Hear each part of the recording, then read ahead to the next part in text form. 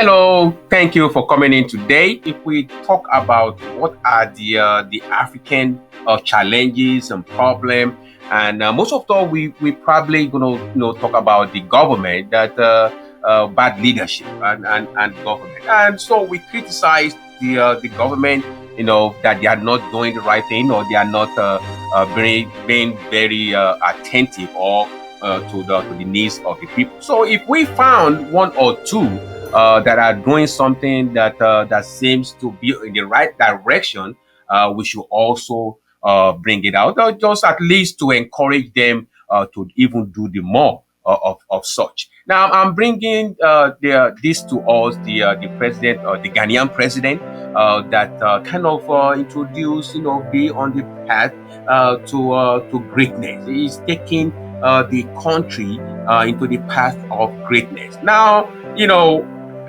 it's not a guarantee that it's going to actually, work as planned, but at least it's on the channel, it's on the road, it's doing something that can take the country to the higher level. Because if you look at the whole us in Africa, we need leaders. We need leaders with accountability. So what we need mostly is accountability, is the love of the nation, knowing that the country is bigger than you and you are just the servant of the people. So the Ghanaian president is introducing code of conduct. Code of conduct. Code of conduct is like a rule and guideline and regulations for civil servants, that you that are being elected or appointed into government, to positions. These are the things that are expected from you, that are allowed, that you can do, that you have to do, that all those things help, accountability. It's transparency. People can say, okay, what do you do? Why do you do this?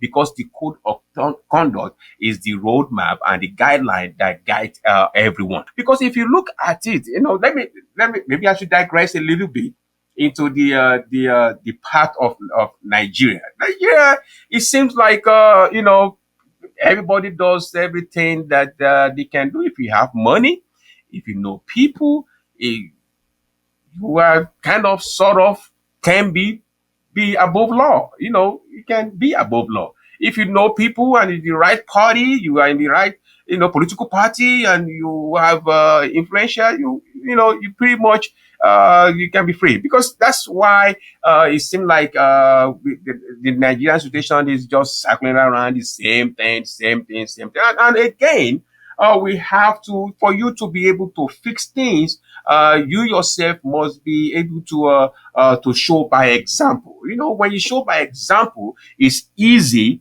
for people to follow you, and you can speak loudly, and people will not have any reason to hold on to or have anything to hold against you, because you yourself, you have done the right thing, and you have done this the example that people can point to and say this. So I commend the Ghanaian president for at least for leading Africa in a path of righteousness, in a path of greatness. And I hope and I pray that it's not just going to be a bunch of words. It's going to be actions that follow it. Because in a city, in a town, in a community where the laws are not enforced, you don't have a law. If you have a bunch of laws, a million laws, and not a single one is enforced, then you don't have a law. It's just for show. It's just showing something. So I hope this is not. So I commend the president,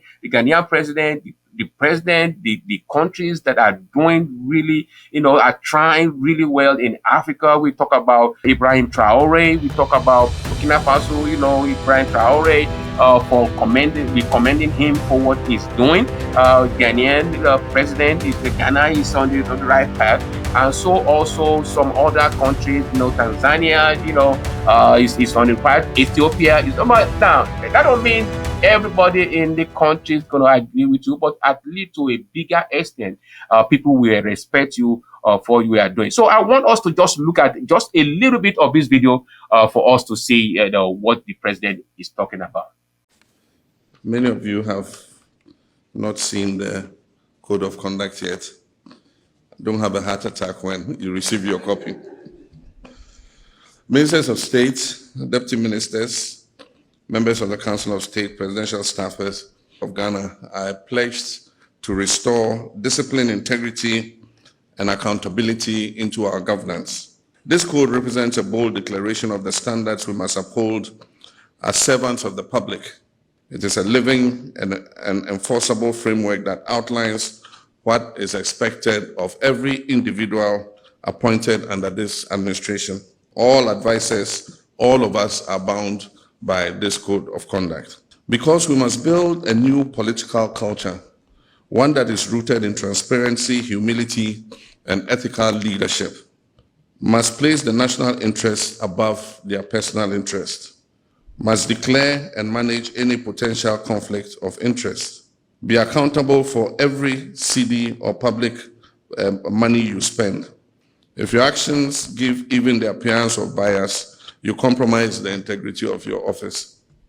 Appointees are prohibited from accepting gifts or favors, especially from companies or individuals whose value exceeds 20,000 Ghana cedis. No political appointee under this administration is permitted to purchase state assets. The code sets out consequences for breach, public apology, or ultimately termination. A portal will be created for the public to report suspected breaches. What we launched today is more than a code, it is a declaration of intent. The Assets Declaration regime is an important mechanism to check corruption and abuse of office, and with an unyielding commitment to the people of Ghana. Yeah, at least you can kind of get idea of what the president is talking about and the road that is directing the nation to. We need leaders. We need leaders with vision. We need leaders that has a vision, that have the love of people, that understand that the whole country is bigger than himself or herself. That is not just about you accumulating and stealing all this money and just doing anything you want to do, because at the end of the day, you are going to die. You are going to die.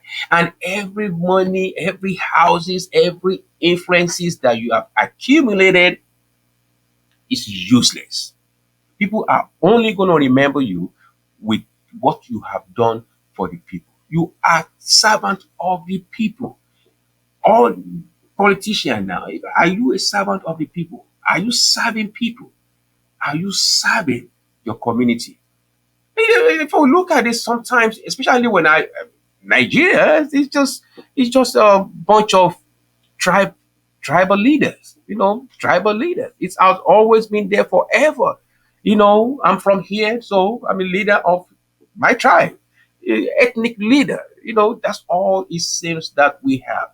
It is time for us as Africans to hold the bulls by the horn and begin to do the right thing for ourselves. We cannot continue to blame everyone else for our shortcoming, because we have the power. Everything is in our hand, but we are not doing what will benefit the people. The people first. So I commend the Ghanaian president, and I commend all those African leaders that are visionary leaders that are doing the best. I don't care whatever part of the continent, the country that can step in and be a leader. Please do.